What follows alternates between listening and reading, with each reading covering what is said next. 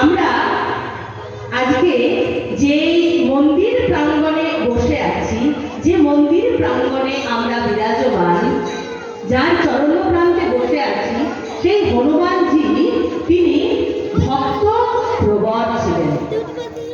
তিনি এমন একজন ভক্ত যিনি চিরঞ্জীবী, মাতা সীতার কাছে থেকে চিরঞ্জীবী বরদান প্রাপ্ত হয়েছিলেন, মানে অমরত্বের বরদান পেয়েছেন।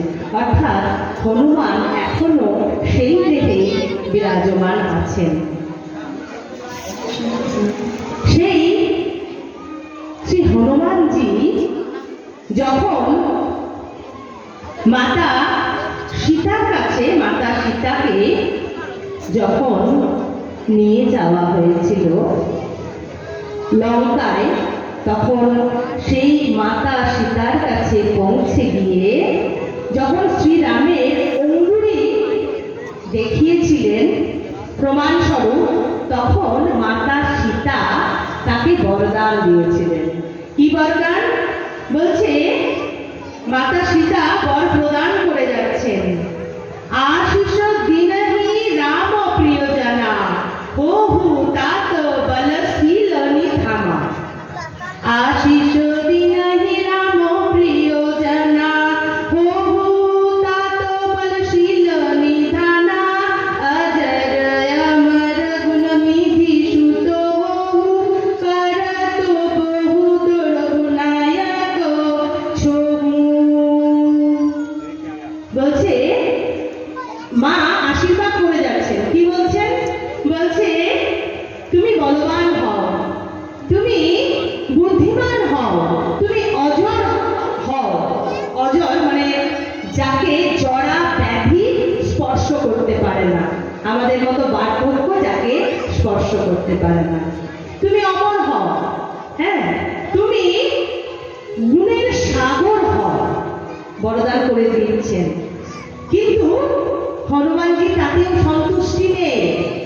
যেই মাত্র মর্মে শ্রবণ করলেন, বলছেন করহু কৃপা প্রভু আশ শুনি কানা, করহু কৃপা প্রভু আশ শুনি কানা, নির্ভর প্রেম মগন হনুমান।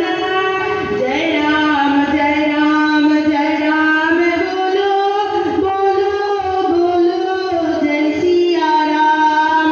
जय राम जय राम जय राम बोलो बोलो बोलो जय श्री राम।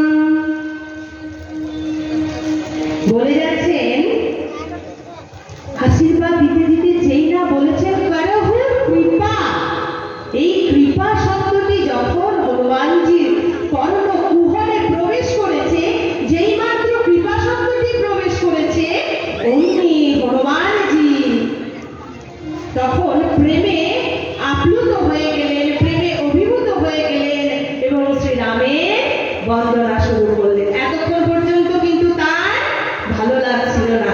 যখনই বললেন মাতা যে তোমার প্রভু রঘুনাথের কৃপা তোমার ওপর সদা বিরাজমান থাকবে, তখন হনুমানজি অত্যন্ত আপ্লুত হয়ে প্রভুর জয়গান দিতে শুরু করলেন। বলো রাম সিয়া রাম, বলো রাম জয় জয় রাম। রাম সিয়া রাম, বলো রাম জয় জয় রাম। রাম সিয়া রাম, বলো রাম জয় জয় রাম। রাম সিয়া রাম, বলো রাম জয় জয় রাম। সেই হনুমানজি, 8 জন চিরঞ্জীবী আছে শাস্ত্রে, তার মধ্যে শ্রী হনুমানজি একজন। বলছে অশ্বত্থামা বলির ব্যাসঃ হনুমন্তরঃ বিভীষণঃ কৃপা পরশুরাম চ সপ্তৈতেয় চিরঞ্জীবিনঃ।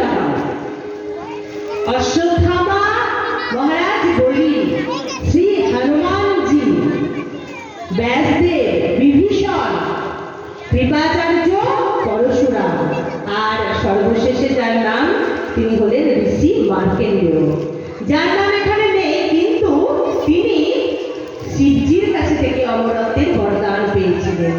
এই 8 জনের মধ্যে শ্রী হনুমানজি একজন, যার মন্দির প্রাঙ্গণে